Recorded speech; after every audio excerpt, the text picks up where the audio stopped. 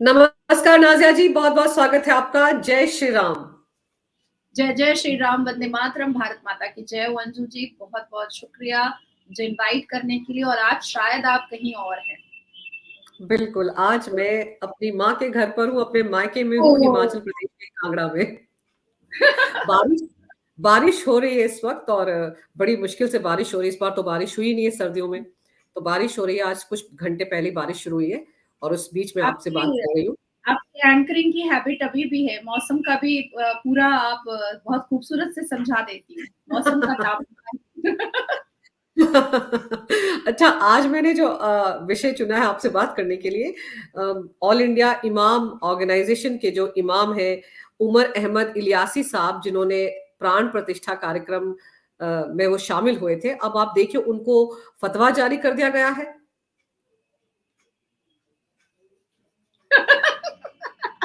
इन अल्लाह मास साबिरीन, सब्र करने वाला बहुत बड़ा होता है। जो अल्लाह की बारगाह में सब्र करे वो बहुत बड़ा होता है। मुझे बार बार यही बात बताई जाती है कि कोई तुमको हाँ। गाली देता है, सब्र कर लो। कोई तुमको बुरा बोलता है, सब्र कर लो। कोई तुमको मुंह से बलात्कार कर देता है, सब्र कर लो। इन अल्लाह मास साबिरीन। अब बेचारे इमाम साहब इस लाइन में आ गए। अब बेचारे इमाम साहब इस लाइन में आ गए। और मैं तो आपसे पहले, मैं थोड़ी देर पहले नेशनल न्यूज पे थी, उस पर हाजी नाजिम कह रहे थे हाँ। कि वो आरएसएस के इमाम है। ओ। तो मैंने उनसे पूछा भी कि 21 जनवरी तक वो आरएसएस के इमाम नहीं थे और 22 जनवरी को कैमरा में कैप्चर होते ही वो आरएसएस के इमाम हो गए। वाह वाह वाह, तालियां तालियां। तो मैंने उनसे नेशनल न्यूज पे कह दिया कि तो फिर मैं भी कह सकती हूँ कि आप हाफिज सईद के स्लीपर सेल है। हाँ, मैं भी कह बिल्कुल। सकती हूँ फ्रीडम ऑफ स्पीच अगर आपके पास है तो हमारे पास भी तो है ना। तो मैंने उनसे पूछा। उसके बाद मेरा उनसे दूसरा सवाल था कि आप हाजी क्यों लगाते हैं अपने नाम के आगे, क्योंकि पूरे अल कुरान में प्रॉफेट मोहम्मद सल्लल्लाहु अलैहि वसल्लम ने हाजी नहीं लगाया था। आप क्यों लगा रहे हैं? हाजी नाजिम क्यों खुद को बुलवा रहे हैं? तीसरा सवाल मैंने उनसे पूछा कि काफिर तो वो भी है कुरान के हिसाब से जो मजार जाता है, उसका हम्म। गला क्यों नहीं रेतते हो और उसके उसके लिए क्यों नहीं फतवा जारी करते हो? इनको अब तो बात काफिर आती भी बोला है ना। इनको तो है। काफिर भी बोला है। जी हाँ। अब मैं सारी पंथियां आपके सामने खोलूंगी, बड़ी स्पीड में खोलूंगी, क्योंकि मैं चाहती हूं कि ऐसे मुद्दे पर मैं बात करूं। देखिए, भारत के मुसलमान पिछले 76 साल से संविधान की गुहार लेते हैं और छाती पीटते हैं और आर्टिकल 14, 19, 21, 26 और 23 को अपनी फुफ्फो और खाला समझते हैं। ये संविधान के आर्टिकल्स जिसमें वो freedom of speech, fundamental right और फ्रीडम ऑफ रिलीजन की बात करते हैं, तो ये इमाम उमर अहमद इलियासी साहब का फ्रीडम ऑफ रिलीजन कहाँ चला गया? हम्म। इनका कहाँ चला गया भाई? मेरा कहाँ चला गया भाई? सिर्फ आपका ही चाचा और खाला और फुफ्फा है आर्टिकल 14, 19, 21, 23, 29। सिर्फ आपका तो नहीं हो सकता ना, ये संविधान तो सबके लिए है। अब आती है बात कि मुसलमान फतवा जारी करेगा और उसके फतवे को मानना पड़ेगा। ये संविधान में कहां पर लिखा हुआ है? मेरे हाथ में संविधान की किताब है, मुझे पन्ना बता दिया जाए, मुझे आर्टिकल नंबर बता दिया जाए। ये संविधान में कहां पर लिखा हुआ है कि फतवा में ये बताया जाएगा कि वो आरएसएस का इमाम है और वो काफिर है और अब उसका सर तन से जुदा होना चाहिए?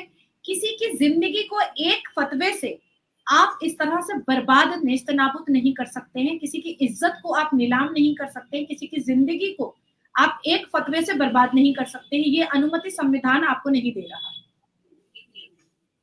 ये अनुमति किसी भी मुसलमान को संविधान नहीं दे रहा है। इन्होंने अपने आप से जी। संविधान को भी ट्विस्ट एंड टर्न कर लिया है।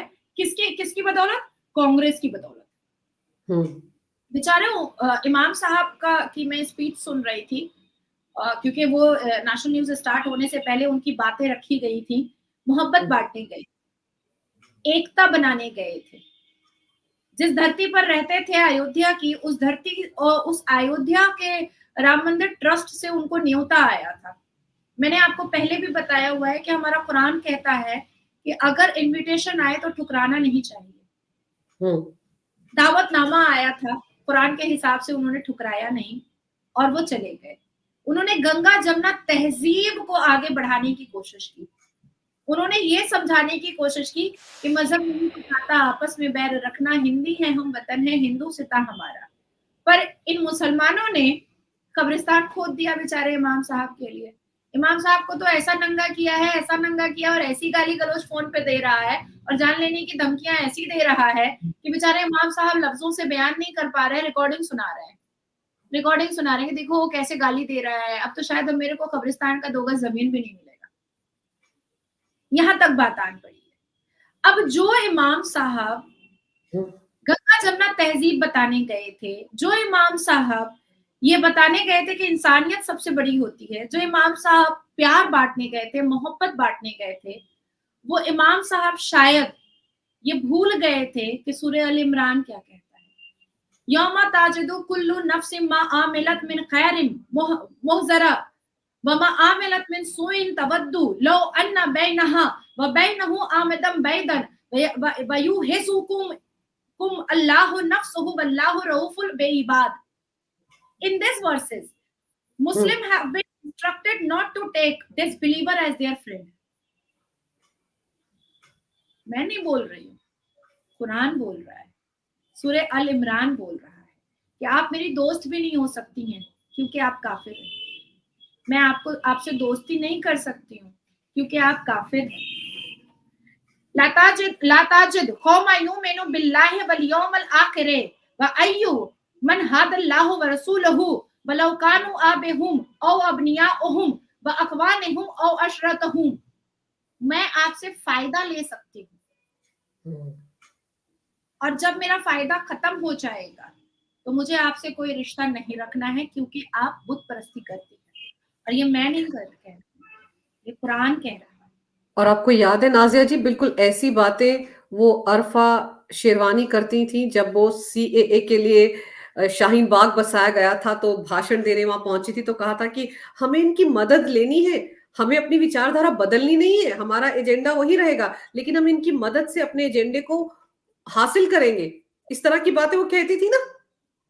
हाँ बिल्कुल कहती थी, इसीलिए तो उनकी जुबान में ही मैं उनको समझाने की आपके प्लेटफॉर्म के माध्यम से कोशिश कर रही हूँ ना, क्योंकि ये कहते हैं कि ये बहुत लिबरल है, ये कहते हैं कि हम गंगा जमुना तहजीब वाले हैं, ये मुसलमान कहते हैं कि हम तो कभी दुश्मनी करते ही नहीं है, यही मुसलमान कहते हैं कि हम तो कभी हिंदुओं से कोई नफरत करते ही नहीं है, हमें मारा जाता है। एक तरफ ये कहते हैं कि 15 मिनट के लिए पुलिस हटाओ फिर 100 करोड़ का गला काट देंगे हिंदुओं का, और दूसरी तरफ कहते हैं कि 7 घंटे हम मार खा रहे थे पर कोई पुलिस नहीं आया हमको बचाने के लिए। तो ये कितने बड़े गिरगिट है, वो इनकी जुबान में ही मैं इनको समझा रही हूँ, क्योंकि मेरी रगों में भी वही खून दौड़ रहा है जो शिरवानी साहिबा के रगों में दौड़ रहा है। बस फर्क सिर्फ इतना है कि ये पगलिस्तान को मानते हैं, कब्रिस्तान को मानते हैं, और मैं भारत की बेटी हूँ, मैं संविधान पढ़ी हुई हूँ और मैं संविधान का लाज और इस भारत माता की मर्यादा हमेशा रखूंगी, ये मैंने कसम खाया हुआ है। अब explanation on versus 89 and 90 of Surah 4 An-Nisa. And they wish that you should disbeliever like they have, then you will be equal. So take them not as your friend until they migrate on the path of Allah. And if they turn away, then seize them and kill them. अभी खत्म नहीं, हाँ अभी खत्म नहीं हुआ है। सूरह तौबा, सुम्मा अंज़लल्लाहु सकीनता अला रसूलिही व अलल मुमिनीना व अंज़ला जुनूदुलम तरूहा व अज़्ज़बा उल्लज़ी कफरू व ज़ालिका जज़ाउल काफिरीना। Then Allah sent down his reassurance upon his messenger and the believers and sent down forces you could not see and punish those who disbeliever. मेरा जन्म, मेरी पैदाइश ही इसलिए हुई है ताकि मैं बुत परस्तों को पनिश कर सकूं, उनको मजबूर कर सकूं अल्लाह को मनवाने के लिए।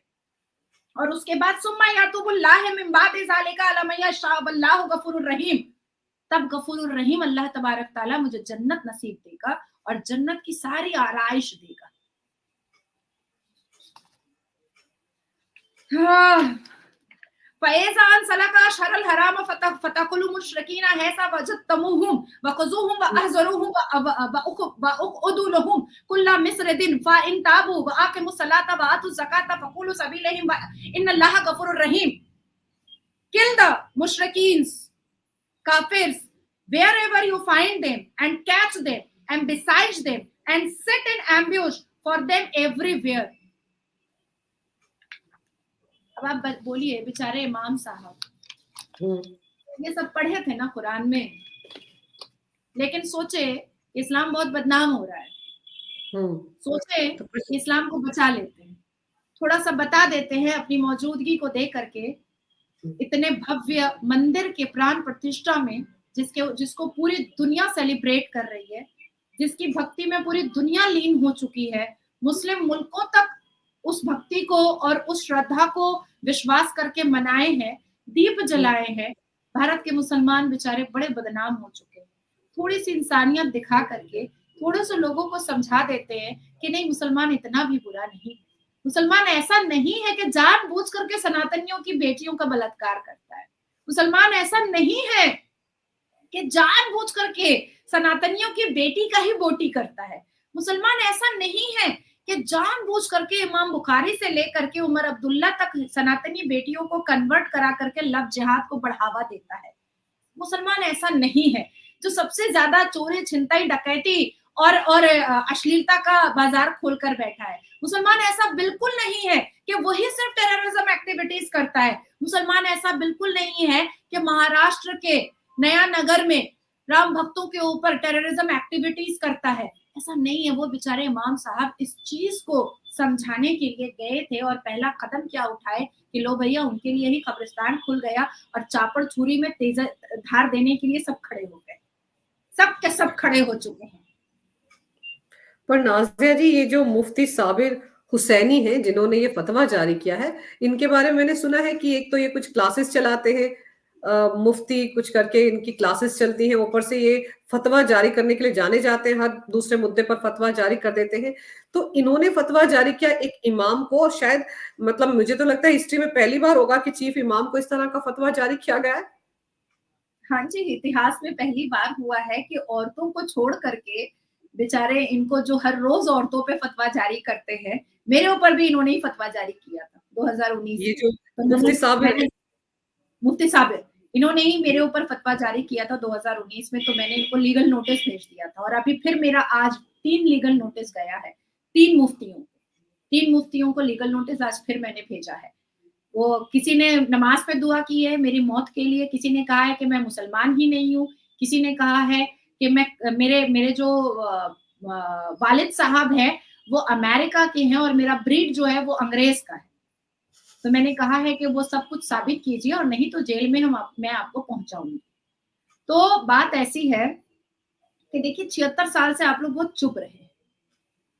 76 साल से आप लोग इतने चुप रहे हैं कि इन लोगों को हवा मिल गई है. एक तरफ नुपुर शर्मा अगर सच्चाई रखती है तो उसको बैन कर दिया जाता है और घर में बैठा दिया जाता है, और एक तरफ मनव्वर फारूकी भगवान राम और सीता मैया को मलाइन करता है, डिफेम करता है, भगवान राम के वनवास का मजाक उड़ाता है, उनकी तपस्या का मजाक उड़ाता है. तो लोग हंसते हैं, कहा लगाते हैं और डोंगरी में उसका स्वागत किया जाता है और पुलिस भी उसके साथ सेल्फी लेता है. बिग बॉस की ट्रॉफी उसको मिल जाती है और डोंगरी में जिस तरह से उसका स्वागत हुआ है वो बहुत कुछ कह रहा है. नाज़िया जी, आप भीड़ देखिए किस तरह से वहां पर वो तमाचा लगा रहा है भारत के सनातनियों को. और ये तमाचा लगवाया किसने है आपको पता है? ये तमाचा लगवाया सलमान खान ने, क्योंकि उसकी छमिया को बुलाया गया था प्राण प्रतिष्ठा में, जो भव्य राम मंदिर के सरजमीन पर पहुंचने के बाद भी जय श्री राम का जवाब उसने थैंक यू से किया था.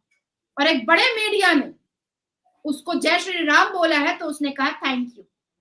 उसकी छमिया, सलमान खान की छमिया को बुलाया गया था पर सलमान खान को बुलाया नहीं गया, जिसका बदला उसने मनव्वर फारूकी को जिता करके दिखाया है. तो ये भारत कब जागेगा? ये भारत के सनातनी कब जागेंगे? आज हम जैसे मुसलमान जब सामने आ करके कदम आगे बढ़ा रहे हैं तो क्या हम जैसे मुसलमानों के आवाज में आवाज मिलाने की जरूरत नहीं है? हम चीख रहे हैं, आप साथ में चीख तो सकते हैं ना। हम चिल्ला रहे हैं, आप साथ में चिल्ला तो सकते हैं ना। हम कार्रवाई कर रहे हैं, आप साथ में साथ तो दे सकते हैं ना। अरे भाई आप पैसा दीजिए ना सीमा गुलाम हैदर, आप उसको 1 मिलियन व्यूज दीजिए ना सीमा गुलाम हैदर घुसपैठिया पाकिस्तानी को। आप जावेरिया को रखने के लिए नाजिया को प्रोस्टिट्यूट बोलिए ना, हमको कोई प्रॉब्लम नहीं है, लेकिन मेरी आवाज में आवाज मिलाइए, मैं भारत के हित में बोल रही हूँ। अंजू जी अपने प्लेटफॉर्म में ना व्यूज देखती हैं ना कुछ देखती हैं, आप मुझे बुलाती हैं या मेरे जैसे राष्ट्रवाद लोगों को बुलाती हैं तो इसलिए बुलाती हैं कि आवाज बाहर जाए, भारत के जो सोए हुए लोग हैं वो जागे। बिल्कुल। स्टैंड अप कॉमेडी में जब मुनव्वर फारूकी भगवान राम को बेइज्जत कर रहा था, सीता मैया को बेइज्जत कर रहा था, उनके वनवास और उनकी तपस्या, उनकी आस्था, उनकी श्रद्धा का मजाक उड़ा रहा था, तो हंसने वाला सिर्फ मुसलमान नहीं था अंजू जी, कहा लगाने वाला सिर्फ मुसलमान नहीं था उस वक्त, हिंदू भी थे स्टालिन जैसे, हिंदू भी थे ममता बनर्जी जैसे, हिंदू भी थे राहुल गांधी जैसे, जो खुद को हिंदू बोलते हैं पर असल मानों में बाबर की छठी औलाद है। पर नाजिया जी ये बताइए कि अगर इनके खिलाफ, चीफ इमाम के खिलाफ इस तरह का फतवा जारी हो गया है और आपने देखा कि उसके बाद कितना रोना धोना मचा था इस पूरे के पूरे सेकुलर जमात में, सोशल मीडिया पर किस तरह से रोग आ रहे थे राम मंदिर को लेकर, तो ये तो मतलब अपने आप को बाबर से जोड़ते हैं। बाबर से पहले तो सोचते ही नहीं कि उसके पहले क्या था। भाई उससे पहले तो आप सब भी हिंदू ही थे ना, आपका डीएनए तो हम जैसा ही हुआ ना। आप बाबर से अपने आप को जोड़ते हैं, उससे पहले जो आपके पूर्वज थे उनको गिनते ही नहीं है। नहीं देखिए, बाबर से ये अपने आप को इसलिए जोड़ते हैं क्योंकि बाबर अश्लील था, मुसलमानों को अश्लीलता पसंद है। बाबर कट्टर था, मुसलमानों को कट्टरता पसंद है। बाबर पत्थर था, मुसलमानों को पत्थर होना पसंद है। बाबर 13 साल की बच्ची को भी हरम में बीवी बना करके निकाह में रखता था, मुसलमानों को 13 साल की बच्चियां औरत दिखती हैं, जवान लड़की दिखती है। बाबर को लूटना खसोटना और साथ साथ दूसरे कबीले की और राजपूतों की लड़कियों को भी उठा करके कंधे पे लाना पसंद था, और आज भी भारत का मुसलमान ये कर रहा है लव जिहाद के नाम पर। बाबर को डिक्टेटरशिप पसंद था, मुसलमानों को भी डिक्टेटरशिप पसंद है।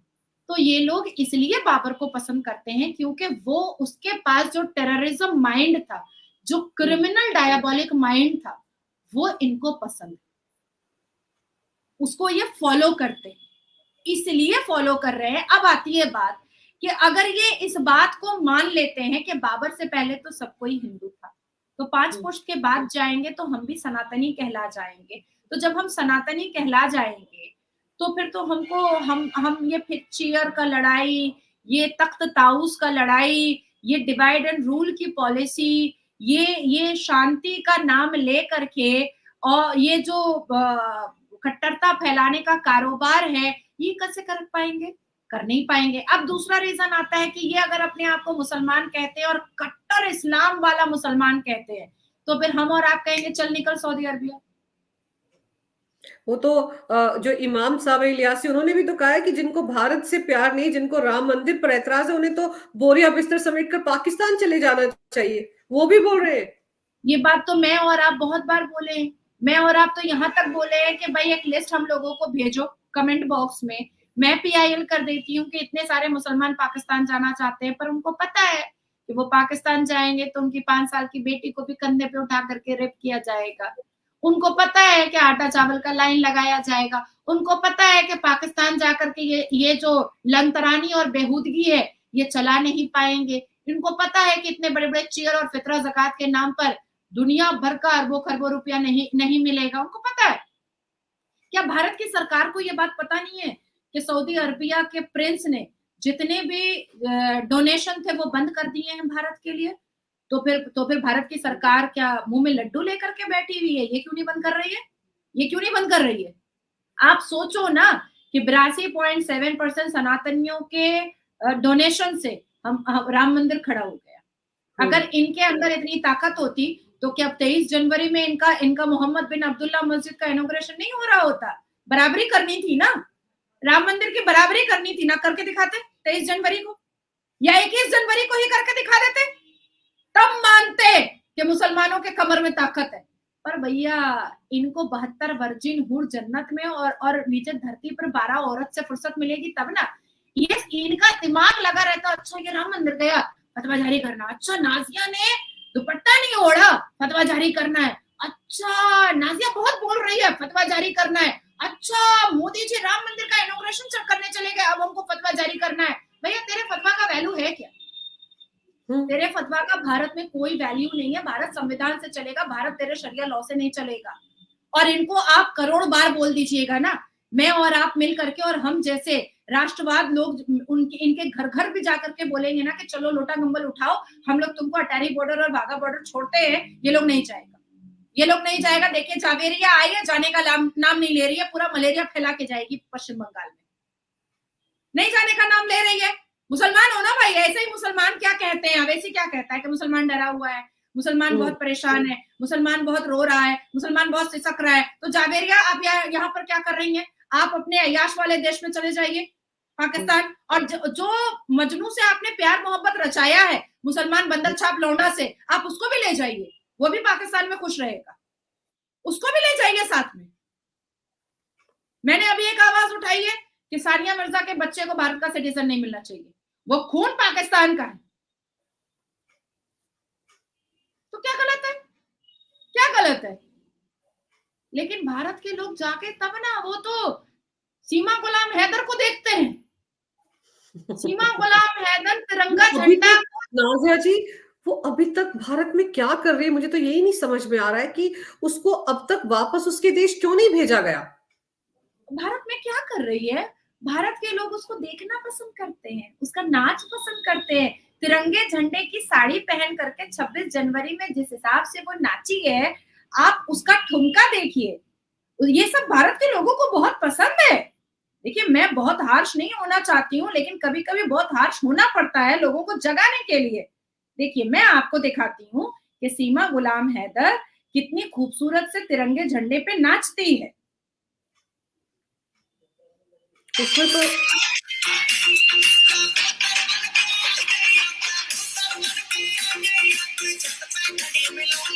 तो गाना क्या है, गाना क्या है?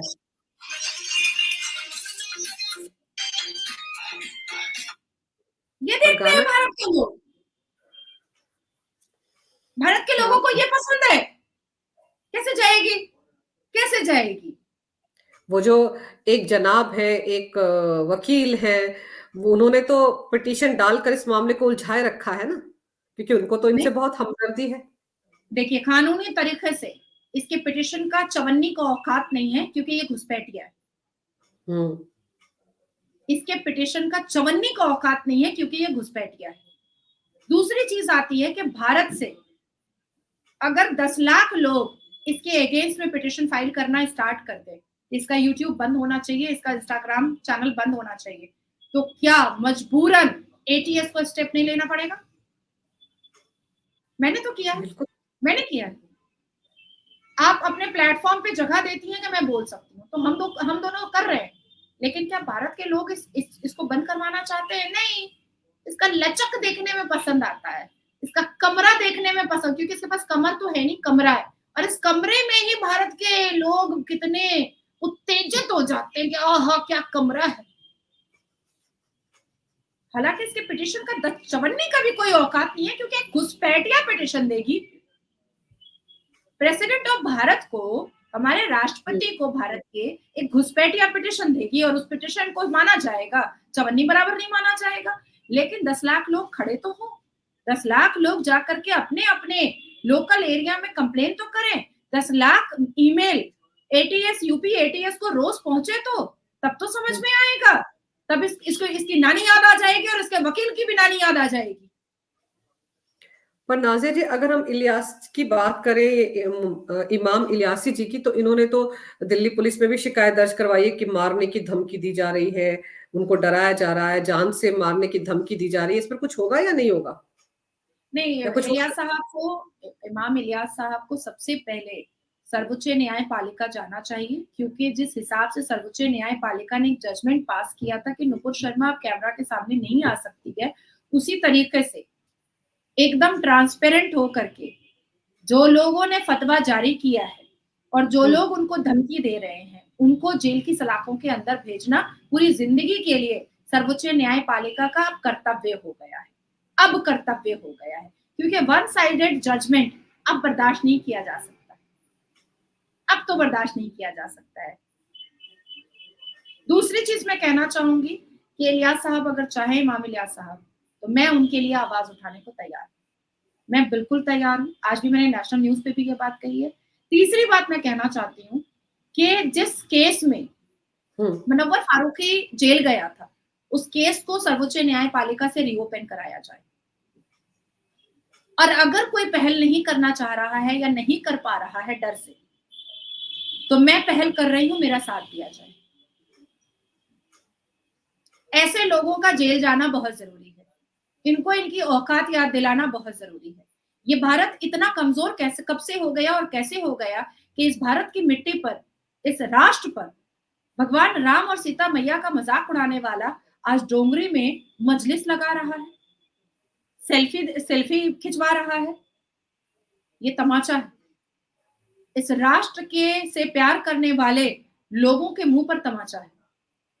मैं जा रही हूं मुनव्वर फारूकी का केस रीओपन करने के लिए। मेरी आवाज में आवाज मिलाना, जिसको भी लगता है कि मिलाना चाहिए, मोस्ट वेलकम।